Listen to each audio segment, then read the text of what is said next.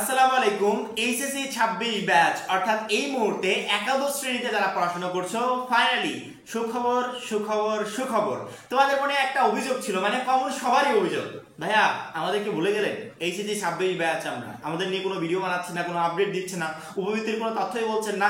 Update আসলে, আমি কথা দিয়েছি আপডেট আসলে আপডেট দিব, এবং আমাদের সাথে মানে আমার সাথে তোমাদের ফাইনালি আবার মোলাকাত হবে এইচএসসি 26 পরীক্ষায় গিয়ে। কিন্তু এর মাঝে তোমাদেরকে ভুলে যাব? একদমই না।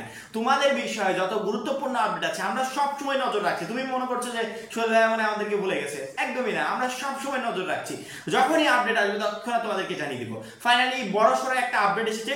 প্রধানমন্ত্রী শিক্ষা সহায়তা ট্রাস্টের ওয়েবসাইটে গেলেই তুমি সেই আপডেটটা পেয়ে যাবে। আর যারা আমাকে ভরসা করো, চোখ বন্ধ করে ওয়েবসাইটে যাওয়ার দরকার নেই, জাস্ট আমার কথাগুলো শোনো এবং স্ক্রিনের দিকে একটু খেয়াল করো। এই মুহূর্তে প্রধানমন্ত্রী শিক্ষা সহায়তা ট্রাস্টের যে ওয়েবসাইটটা আছে, ওয়েবসাইটে ঢোকার সাথে সাথে আমি দেখবো যে একাদশ শ্রেণীর শিক্ষার্থীদের উপবৃত্তি বিষয়ক কিছু আপডেট এসেছে। আপডেটটা হচ্ছে, একটু স্ক্রিনের দিকে খেয়াল করো। সমন্বিত উপবৃত্তি কর্মসূচির আওতায় 2024-25 শিক্ষাবর্ষের একাদশ ও সমান শ্রেণীতে উপবৃত্তি প্রাপ্তির যোগ্য শিক্ষার্থী নির্বাচন পদ্ধতি, অর্থাৎ এখানে তোমাদের একাদশ শ্রেণীর উপবৃত্তি বিষয়ক বড় সরকার একটা নোটিশ প্রকাশ করা হয়েছে। দেখো কিভাবে কি করতে হবে, কবে কি করবে, এ টু জেড ইনফরমেশন দেওয়া হয়েছে। আচ্ছা, এত বড় একটা নোটিশ দেখে তুমি কি কিছু বুঝতে পারবে? আমি নিজেই তো কিছু বুঝতে পারিনি। কারণ কি, এত বড় একটা নোটিশে মানে এমন ভাবে তারা লিখেছে, মনে হচ্ছে কি কোডিং সিস্টেম করে লিখেছে, ওই কোডগুলো আমাদেরকে সুন্দর করে বুঝে নিতে হবে। অত কিছু বোঝার আমাদের দরকার নেই। আমরা সহজ কথা যেটা বুঝি সেটা হচ্ছে, আমরা আমাদের কলেজের উপবৃত্তির আবেদনের এতদিন অপেক্ষায় ছিলাম, ফাইনালি সেই আবেদনটা শুরু হতে যাচ্ছে, ফাইনালি সেই নোটিশটা প্রকাশ পেয়েছে। তবে আমরা প্রধানমন্ত্রী শিক্ষা সহায়তা ট্রাস্টের ওয়েবসাইটে যে নোটিশটা দেখছি, এই নোটিশ আমাদের বোঝার দরকার নেই। এই নোটিশ আমাদের বুঝে কোনো লাভও নেই। আমাদের যে নোটিশ বুঝতে হবে সেই নোটিশটা হচ্ছে এই মুহূর্তে স্ক্রিনে যে নোটিশটা দেখতে পাচ্ছ, এটা কিসের নোটিশ জানো? এটা পার্সোনালি কোন একটা কলেজের নোটিশ। আমাদেরকে সেম এই নোটিশটাই বুঝতে হবে। অর্থাৎ এই মুহূর্তে তুমি যে কলেজে অধ্যয়ন করছো বা পড়াশোনা করছো, সে যে কোনো কলেজ হোক বাংলাদেশে, সেটা যদি সরকারি আওতাধীন হয় তাহলে ওই কলেজ কর্তৃপক্ষ সেম কোয়ালিটির একটা নোটিশ প্রকাশ করবে। আজকে প্রকাশ করুক, কালকে করুক, পরশুদিন করুক, তার পরের দিন করুক, করবে। ওই নোটিশটাতে ক্লিয়ার করে সবকিছু উল্লেখ করা থাকবে যে একাদশ শ্রেণীর শিক্ষার্থীরা তোমাদের উপবৃত্তির আবেদনটা শুরু হয়েছে, এত তারিখ থেকে আবেদন শুরু হবে, অমুক তারিখে শেষ হবে। আবেদন প্রসেসটা এইভাবে আবেদন করতে হবে। আবেদন করতে কি কাগজপত্র লাগবে, কি কি করতে হবে, এ টু জেড ইনফরমেশন সেই নোটিশে দেওয়া থাকবে। অর্থাৎ এই প্রধানমন্ত্রী শিক্ষা সহায়তা ট্রাস্টের নোটিশটা কাদের জন্য জানো? মূলত হচ্ছে প্রথমত প্রতিষ্ঠানের জন্য। তোমাদের যে প্রতিষ্ঠান আছে, শিক্ষা প্রতিষ্ঠান, ওরা একটা আপডেট পেয়ে গেল যে আমাদেরকে এখন শিক্ষার্থীদের নোটিশ দিতে হবে। আর দ্বিতীয়ত হচ্ছে আমার জন্য। আমার জন্য কেন?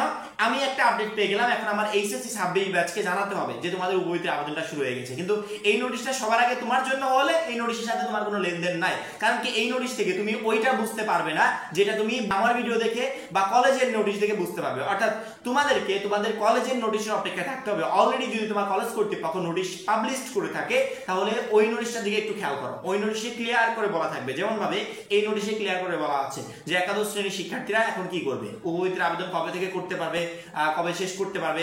এবং এখানে আরেকটা গুরুত্বপূর্ণ বিষয়, সেটা হচ্ছে উপবৃত্তির আবেদন তো করবো, কিভাবে করব, অনলাইনে করব নাকি উপবৃত্তির আবেদন করার জন্য আমাদেরকে সরাসরি কলেজে যেতে হবে। একটু নিচের দিকে দেখো, আমি একটু নিচের দিকে আসছি।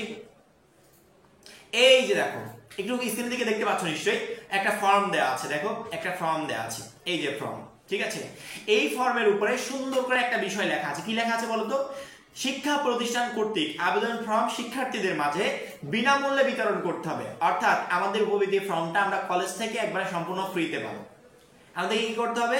কলেজ থেকে উপবৃত্তির ফর্মটা সংগ্রহ করে সেই ফর্মটা পূরণ করতে হবে। এবং আমি যখন আমার কলেজে পড়াশোনা করেছি, রাজবাড়ী সরকারি কলেজে, কলেজ কর্তৃপক্ষ আমাকে একটা ফর্ম দিয়েছিল, প্লাস আমাকে সাথে সাথে বলেছিল যে অমুক দিন তোমাদের ভাইবা নেওয়া হবে। ভাইবা মানে কি জানো? মানে আমি আসলে উপবৃত্তি পাওয়ার জন্য যোগ্য কিনা বা আমাকে আসলে উপবৃত্তিটা দেওয়া যায় কিনা, এটা একমাত্র মানে আমার ভাইবার মাধ্যমে আমাকে তারা নিরীক্ষণ করবে, অর্থাৎ পরীক্ষা নিরীক্ষা করবে। কারণ কি, আমার অভিভাবকের থেকে শুনবে আমাদের ফ্যামিলি ব্যাকগ্রাউন্ড কি, ফ্যামিলির অবস্থা কি, এ টু জেড ইনফরমেশন, বা আমি আমার উপবৃত্তির ফর্মে যে তথ্যগুলো দিয়েছি সেই তথ্যগুলো সঠিক কিনা এটা তারা যাচাই করবে। যাচাই করার পর প্রাথমিক নির্বাচন তো কলেজ কর্তৃপক্ষই করে দিবে। অর্থাৎ কলেজ কর্তৃপক্ষ সাজেস্ট করে দিবে যে অমুক অমুক শিক্ষার্থী উপবৃত্তি পাওয়ার জন্য যোগ্য। এবং সব থেকে বড় সুখবর, এটা নিয়ে আমি আলাদা একটা ভিডিও বানাবো। আলাদা ভিডিও বানানোর কারণ আছে। সব থেকে বড় সুখবর হচ্ছে, উপবৃত্তির আবেদন করতে কেউ দ্বিধা করো না যে আমি করব না। 23-এ কি হয়েছিল জানো? তোমার পুরো মাথাটা ঘুরে যাবে যে 23-এ কি হয়েছিল। 23-এ আমি শিক্ষার্থীদেরকে বলেছিলাম যে এই বছরে শিক্ষা ক্ষেত্রে বাজেটটা প্রচুর পরিমাণে অনেক বেশি, তোমরা উপবৃত্তির আবেদন করো, কিন্তু অনেক শিক্ষার্থী আমার কথা শুনে নেই। ফাইনালি যখন উপবৃত্তির নোটিশ প্রকাশ পেল 85% প্লাস শিক্ষার্থী উপবৃত্তি পেয়েছে, মানে 100 জন আবেদন করলে 85, আর আগে 100 জন আবেদন করলে 40 জন 50 জন করে উপবৃত্তি পেত, মানে কি প্রায় জন সিলেক্ট হতো না। অনেক শিক্ষার্থী বলে না যে ভাই আমার কপালটাই খারাপ, আমি স্কুলে আবেদন করেছি উপবৃত্তি পাইনি, কলেজে করবো উপবৃত্তি পাবো না, আমি কি উপবৃত্তির জন্য সিলেক্ট হবো?